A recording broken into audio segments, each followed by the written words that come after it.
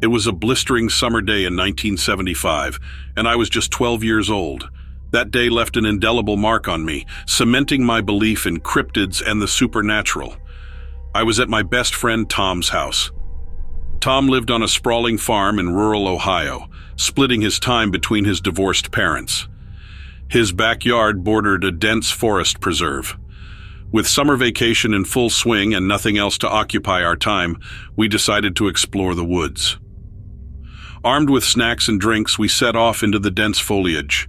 Despite the thick canopy, the forest was surprisingly cool. We wandered around, hoping to spot squirrels or rabbits, but encountered mostly birds and insects. Eventually, we came upon a creek and followed it upstream. The further we ventured, the stronger my sense of being watched became. I dismissed it as my imagination running wild. We soon found a massive fallen tree spanning the creek, forming a natural bridge. As we crossed, I felt an eerie sensation, as if someone was right behind me, but a glance over my shoulder revealed only trees and underbrush. We walked for another 10 minutes before Tom abruptly stopped. His eyes widened in terror as he pointed ahead. I followed his gaze and saw an old man sitting by the creek. But as we watched, the figure stood up, revealing itself to be much taller than I had imagined. He was at least 6.5 or 7 feet tall, with broad shoulders and a muscular build. His skin was dark, and his body was covered in long, stringy black hair that hung down from his head. From a distance, he looked like he hadn't shaved in years. He stared at us with coal-black eyes, saying nothing. My legs felt like lead rooted to the spot. Tom found his voice and asked, "What are you?" The creature remained silent, its gaze fixed on us. After what felt like an eternity, Tom broke the silence. "Okay then, we're going now." We turned and walked away slowly, eventually breaking into a run as we neared the forest's edge. We sprinted to Tom's house and burst through the back door. Tom's mom took one look at us and asked what had happened. We assured her we were fine, claiming we had just been racing back for fun. We collapsed on the couch trying to process what we'd seen. With the safety of the house around us, we began to doubt our encounter, wondering if it was just our imaginations. After half an hour, we told Tom's mom we were heading back into the woods to look for birds and rabbits, promising to stay close. She agreed, but warned us to be careful as it was getting late. We didn't mention the creature, knowing she wouldn't believe us. Armed with flashlights and newfound courage, we returned to the woods that night. We searched for hours but found no trace of the creature. I asked Tom if he truly believed what we had seen was real. He did, and so did I. It couldn't have been a normal human. It had to be something supernatural. Now, with the benefit of hindsight, I believe we encountered an Ohio dogman. Our area in Ohio is just south of Michigan, where the dogman was first reported. I've since read extensively about cryptids, learning they often appear in areas with high supernatural activity. Ohio seems to be a hotspot for these phenomena, and I wouldn't be surprised if others have seen something similar.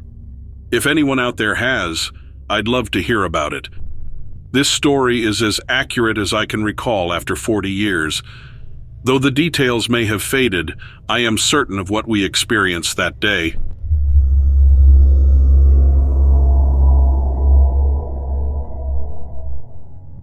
I've always been a simple man, living a simple life in the mountains. My cabin, nestled deep in the woods, has been my home for as long as I can remember. The peace and quiet of nature is all I've ever needed. But one night, everything changed. It started as a regular evening. I had finished my dinner of beans and cornbread and was sitting by the fireplace reading an old book about local legends. The wind howled outside, making the trees dance. The fire crackled, casting flickering shadows on the wooden walls. I was just about to turn in for the night when I heard it, a low guttural growl that sent shivers down my spine. I froze, straining my ears to catch any other sound. At first, there was nothing but the wind. Then the growl came again, louder this time, followed by the sound of heavy footsteps. My heart pounded in my chest as I reached for the shotgun I kept by the door. I slowly opened the door, peeking out into the night. The moon was full, casting an eerie glow over the landscape. At first, I saw nothing unusual. just the trees swaying in the wind and the moonlight reflecting off the snow-covered ground. But then, I noticed something moving at the edge of the clearing. A massive, shadowy figure. My breath caught in my throat as I watched it lumber closer. It was unlike anything I had ever seen before. The tall creature was covered in thick, matted fur. Its arms were long and muscular, with huge hands that ended in sharp claws. But what struck me the most were its eyes, deep, dark pools that seemed to pierce right through me. I stood there, paralyzed with fear and awe, as it stopped at the edge of the clearing and looked straight at me. For what felt like an eternity, we just stared at each other. Then, slowly, it raised one massive hand and pointed towards the forest. I didn't know what to do. Should I run back inside and lock the door? Should I try to scare it off? But something in those eyes told me it meant no harm. Taking a deep breath, I lowered my shotgun and stepped out into the clearing. The creature watched me closely but made no move to attack. I took another step, then another, until I was standing just a few feet away. Up close, it was even more imposing. Its fur was a mix of brown and gray, and I could see the muscles rippling beneath its skin. What do you want?" I managed to stammer. To my surprise, the creature's expression softened. It pointed to the forest again, then back at me. I felt a strange urge to follow it, despite my fear. Taking another deep breath, I nodded and gestured for it to lead the way. It turned and began to walk towards the forest, moving with a grace that belied its size. I followed, my shotgun still clutched in my hands just in case. We walked in silence for what felt like hours, deeper and deeper into the woods. The trees closed in around us, blocking out the moonlight and casting long, dark shadows. Eventually, we came to a small clearing. In the center was a large rock, and sitting on the rock was another creature, smaller than the first, but still larger than any human. This one had a gentler appearance, with soft brown eyes that seemed to glow in the darkness. The first creature made a low, rumbling sound, and the smaller one looked up. To my surprise, the smaller creature smiled and held out its hand. I hesitated for a moment, then stepped forward and took it. Its hand was warm and surprisingly soft, and as soon as our skin touched, I felt a strange sense of peace wash over me. The smaller creature began to speak in a soft, melodic voice. Though I couldn't understand the words, the tone was gentle and soothing. It gestured to the first creature, then to the forest around us. I got the sense that it was trying to tell me something important, but I couldn't quite grasp what it was. Suddenly, a loud roar shattered the peace. The first creature growled and turned towards the sound, its eyes narrowing. The smaller creature squeezed my hand, then let go and stepped back. I raised my shotgun, ready to defend myself, but before I could react, a massive, shadowy figure burst into the clearing. This creature was even larger than the first, with fur as black as night and eyes that glowed with an eerie red light. It roared again, and I felt the ground shake beneath my feet. The first creature stepped forward, placing itself between me and the newcomer. The two creatures stared at each other for a moment, then lunged. They collided with a force that sent shock waves through the ground.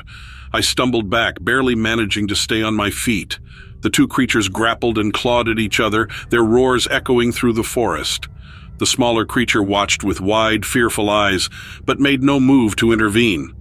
I stood there, frozen, unsure of what to do. Should I try to help? But how could I possibly hope to fight something like that? Suddenly, the first creature let out a pained howl as the newcomer's claws raked across its chest.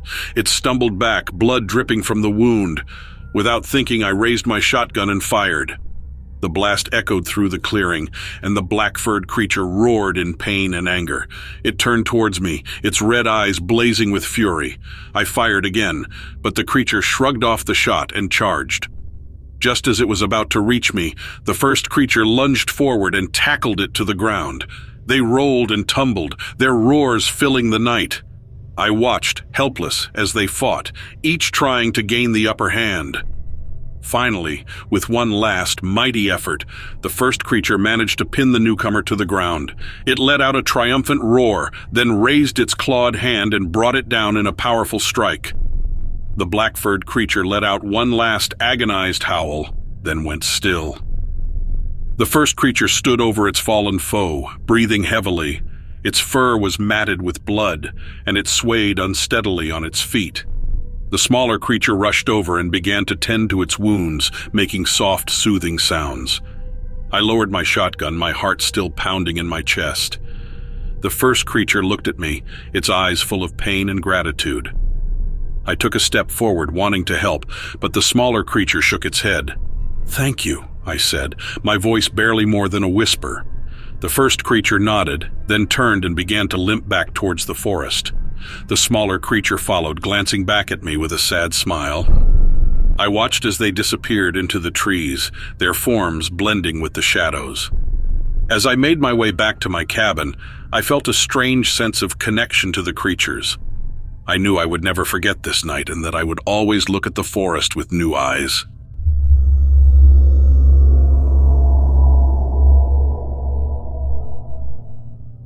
I never thought my summer job would end up like this.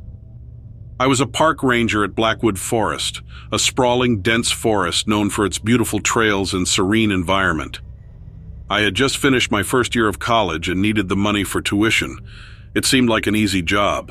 Patrol the trails, help lost hikers, and make sure people followed the rules. But I never expected to encounter something out of a nightmare. It started with the reports. Hikers mentioned seeing a strange figure in the woods. They described it as tall, gaunt, and covered in fur, with glowing eyes that seemed to pierce the darkness. At first, I dismissed the stories as tricks of the light or overactive imaginations. But the reports kept coming, and they were all eerily similar. One evening, just as the sun was setting, I decided to investigate. I grabbed my flashlight, radio, and a map of the area and headed into the forest. The air was cool, and the forest was quiet except for the occasional rustle of leaves. I followed the main trail for about an hour, then veered off onto a lesser-known path that led deeper into the woods. As I walked, the light grew dimmer, and the trees seemed to close in around me. I could hear my own footsteps crunching on the leaves and twigs, and my breath seemed loud in the silence. I kept my eyes and ears open for any sign of the creature, but there was nothing. Just the quiet, dark forest. Then I heard it. A low, guttural growl that sent chills down my spine. I stopped and shone my flashlight in the direction of the sound. The beam of light cut through the darkness, but I couldn't see anything. My heart pounded in my chest, and I felt a cold sweat on my forehead. "Who's there?" I called out, trying to keep my voice steady. There was no answer, just the silence of the forest. I took a deep breath and continued walking, my flashlight sweeping back and forth. Suddenly, I saw movement out of the corner of my eye. I turned quickly, but whatever it was had disappeared into the shadows. I walked faster, my mind racing with thoughts of the strange reports. The growl came again, closer this time, and I felt a surge of fear.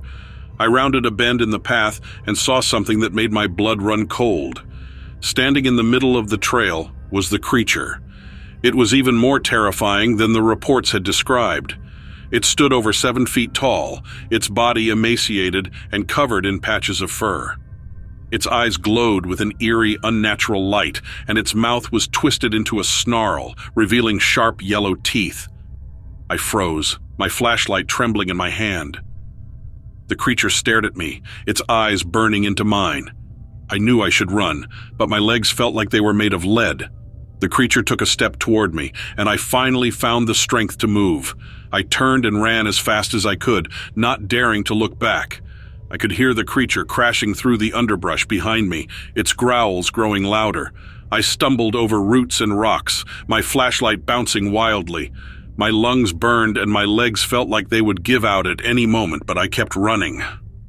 I burst out of the forest and onto the main trail, where I saw the faint lights of the ranger station in the distance. I sprinted toward them, my heart pounding in my chest. I didn't stop until I was inside the station, slamming the door shut behind me. I collapsed onto a chair, gasping for breath. My fellow rangers looked at me with concern, but I couldn't find the words to explain what had happened. I just sat there trembling, trying to process what I had seen. After a few minutes, I managed to calm down enough to tell them about the creature.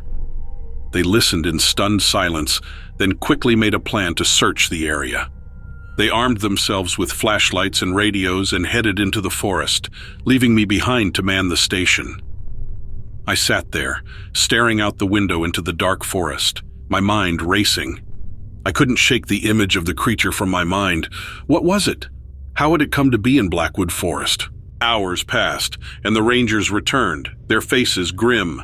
They hadn't found any sign of the creature, but they had found something else, a series of strange markings carved into the trees, as well as the remains of several animals torn apart as if by some savage beast. The forest was closed to the public the next day, and a team of experts was brought in to investigate. They searched the area thoroughly, but they found no trace of the creature. The strange sighting stopped, and eventually the forest was reopened. I finished my summer job and returned to college, but I couldn't forget what had happened.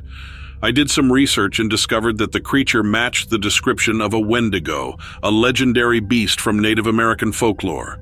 The wendigo was said to be a malevolent spirit, capable of possessing humans and driving them to acts of cannibalism. It was a symbol of insatiable hunger and greed, and those who encountered it were said to be cursed. I don't know if what I saw was truly a wendigo, but I do know that it was real.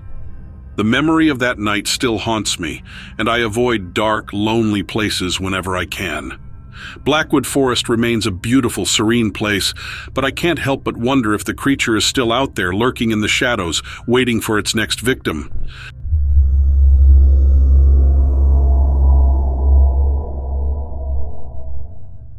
My name is B. I live in a small village nestled in the forested mountains of the Pacific Northwest. Our community is tight-knit, surrounded by towering trees and the constant sound of rushing rivers. Life here is simple, connected deeply to the rhythms of nature. And like most people in our village, I grew up hearing stories of the Thunderbird. The legend of the Thunderbird is one that has been passed down for generations. It's said that the Thunderbird is a massive, powerful bird that can create storms with the flapping of its wings. It lives high in the mountains where few have ventured and returned. As a child, I was fascinated by these stories. My grandmother would tell them to me by the fire, her eyes gleaming with a mix of fear and reverence. One summer, when I was about 12 years old, something extraordinary happened. The day began like any other, with the sun rising over the mountains, casting a golden glow over the village. I had chores to do, like collecting firewood and helping my mother in the garden.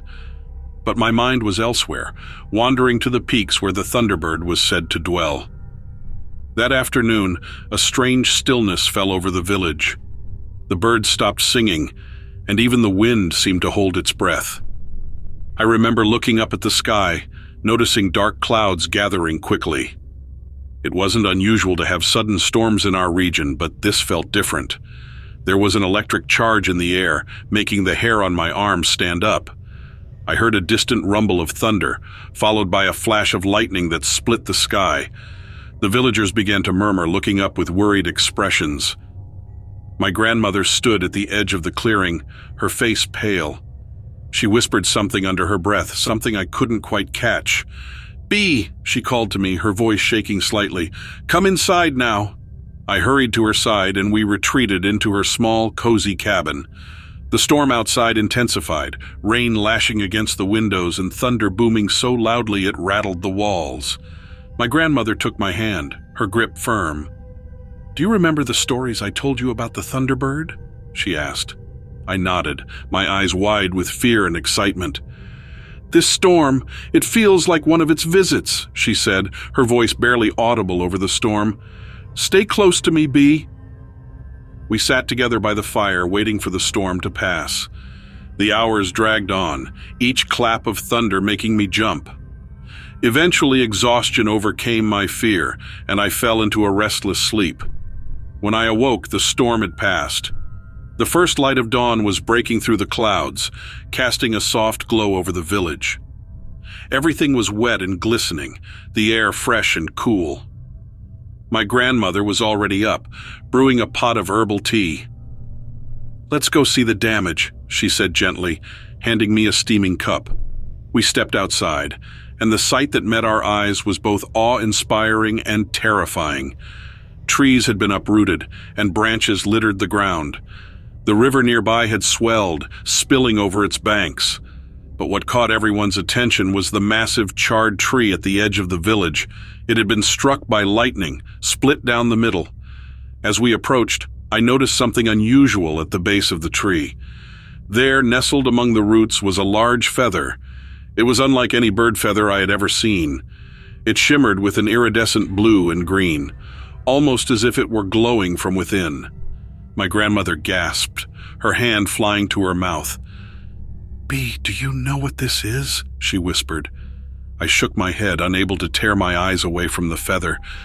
"This is a Thunderbird feather," she said, her voice trembling. "It's a sign, a powerful one." The villagers gathered around, whispering in awe and fear. My grandmother carefully picked up the feather, cradling it as if it were the most precious thing in the world. She looked at me with a strange intensity. "Bee, you must keep this safe," she said. "It's a gift and a responsibility." I didn't fully understand what she meant at the time, but I nodded, accepting the feather.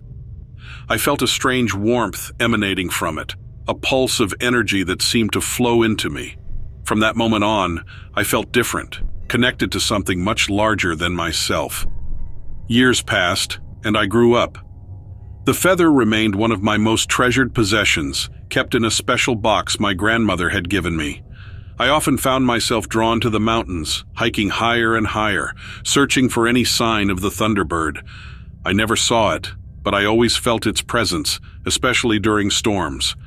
One day, as I was hiking alone, a storm rolled in.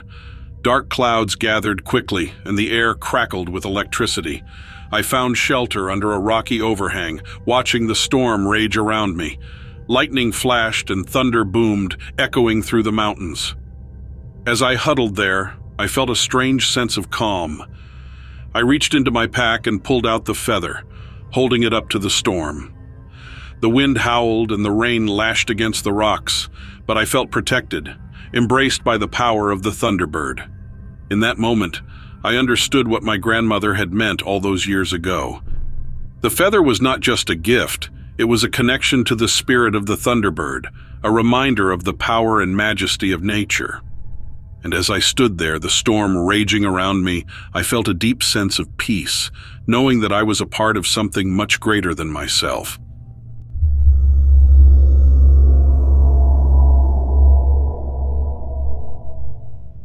It was a typical foggy evening in Edinburgh. The mist rolled in from the hills, wrapping the old buildings in a ghostly shroud. I walked along the cobblestone streets, my steps echoing in the eerie silence.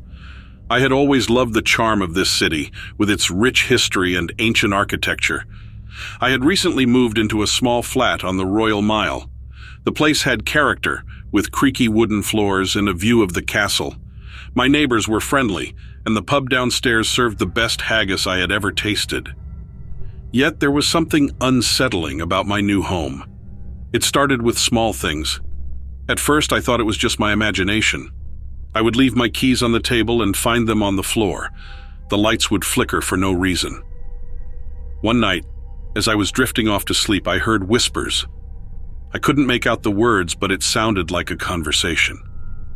I tried to brush it off, telling myself it was just the old building settling. But then I saw her. It was a cold, windy night, the kind where the wind howls through the streets, making the windows rattle. I was reading in bed, the only sound the crackling of the fireplace. Suddenly, the temperature in the room dropped. I could see my breath in the air. Then I saw her. She was standing at the foot of my bed, a pale figure in a long, tattered dress. Her eyes were hollow and her face was a mask of sorrow. I froze, my heart pounding in my chest. She didn't move or make a sound. She just stood there staring at me. I wanted to scream, to run, but I couldn't. I was rooted to the spot, my body refusing to obey my mind. After what felt like an eternity, she vanished. The room slowly warmed up, and I could move again. I sat up, my mind racing. Had I imagined it? Was I losing my mind? The next day I asked around. The locals were reluctant to talk about it, but eventually, an old man in the pub told me the story. "You're not the first to see her," he said, taking a sip of his whiskey. "They say she was a young woman, lived there centuries ago. She was betrothed to a man she didn't love. On the night before her wedding, she threw herself from the castle walls. Her spirit's been restless ever since. His words sent a chill down my spine. I didn't believe in ghosts, but what I saw felt so real. I decided to do some research. I spent hours in the library, poring over old records and books. The story checked out. There was a young woman who lived there in the 1700s. Her name was Elspeth, and she had indeed met a tragic end. Knowing her story made her feel more real, but it didn't make the sightings any less terrifying. She appeared several more times over the next few weeks, always the same, silent, sorrowful, and then gone. I tried to communicate with her, to ask her what she wanted, but she never responded.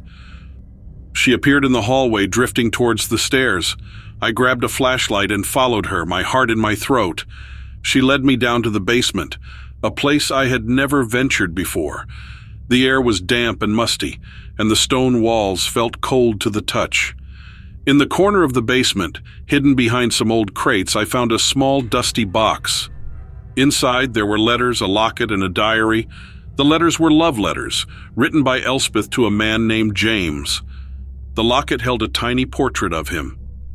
The diary detailed her anguish over the arranged marriage and her love for James. I realized then that Elspeth wasn't just a ghost. She was a woman who had loved deeply and lost everything. I took the box and placed it on the mantel in my flat, hoping to give her some peace.